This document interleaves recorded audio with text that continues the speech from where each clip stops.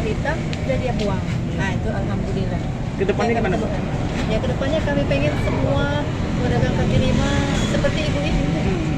Jadi jangan sampai kita temukan beberapa yang penjual suka menggunakan minyak yang seperti sudah bentuk warna aspal.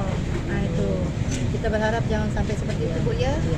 Itu apakah ada bantuan dari PMI untuk para pedagang UMKM untuk ada bantuan? Sementara ini Kalau kita sih enggak bantuan, cuman kita memberikan penyuluhan, kita mengedukasi para penjual kaki lima yang kuliner terutama agar mereka itu bisa menjual produknya, menjual makanannya dalam keadaan higienis, baik waktu pengolahan maupun cara penyajian.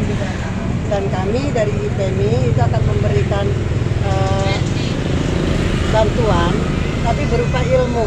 Akan kami antarkan bagaimana cara membuat produk halal, bagaimana untuk membuat izinnya gitu. Nah nanti mungkin melalui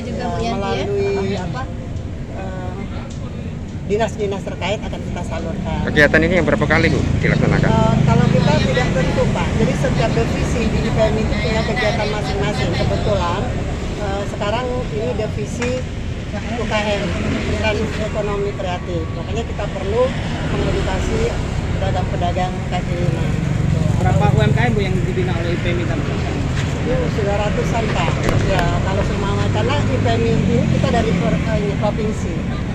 Nah jadi kita dari provinsi, kita tidak ada di provinsi, tetapi kita di daerah-daerah kabupaten-kabupaten kota. Kalau program UKM sendiri seperti apa itu?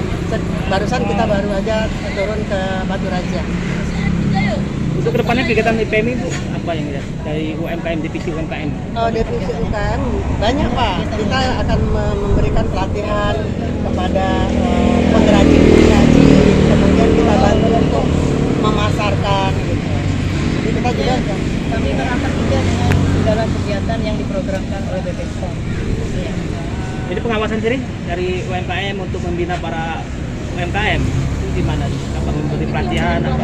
Salah satunya merapat seperti ini. Oh, itu. Iya.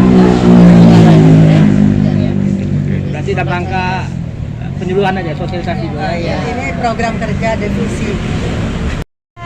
Buat ibu-ibu IPMI ya, IPMI.